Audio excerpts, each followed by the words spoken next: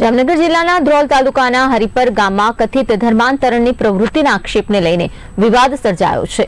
હિન્દુ સેનાએ સેવા અને પ્રાર્થના સભાના નામે ધર્માંતરણ કરાવાતું હોવાનો આક્ષેપ કરી સ્થળ પર વિરોધ નોંધાવ્યો હતો। સંગઠનના જણાવ્યા અનુસાર કારખાનાની પાછળ આવેલા એક મકાનમાં દર રવિવારે યોજાતી સામાન્ય જે સભા છે, પ્રાર્થના સભા તે થતી હોય છે અને ત્યાંથી ધાર્મિક સાહિત્ય સહિતની સામગ્રી મળી હોવાનો દાવો પણ કરાઈ રહ્યો છે। હિન્દુ સેનાએ ગ્રામ પંચાયતને જાણ કરીને સમગ્ર મામલે તપાસની માંગ કરી છે, જો કે આ મામલે સત્તાવાર તપાસ બાદ જ હકીકતો સ્પષ્ટ થશે।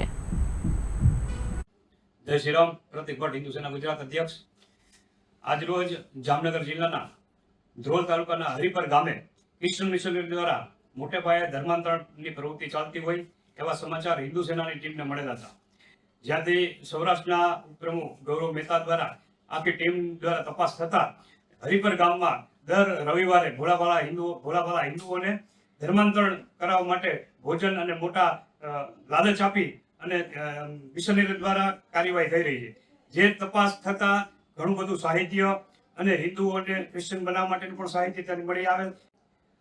તમામ ઘટના સામે આવતા પોલીસને પણ જાણ કરેલ અને વધુમાં સરપંચને પણ જાણ કરેલ છે। સાથોસાથ જે ગૌરવ મહેતા સૌરાષ્ટ્રના ઉપપ્રમુખ છે તેમની સાથે આખી ટીમ જોડાયેલી હતી, જેમાં કેશવ ચૌહાણ, ભગીરથસિંહ જાડેજા અને વિનુભાઈ તેમજ ગૌરવ સોલંકી ત્યાં ઘટના સ્થળે પહોંચ્યા હતા અને તમામ ક્રિશ્ચન મિશનરીનો પર્દાફાશ કરેલો હતો। જય શ્રી રામ।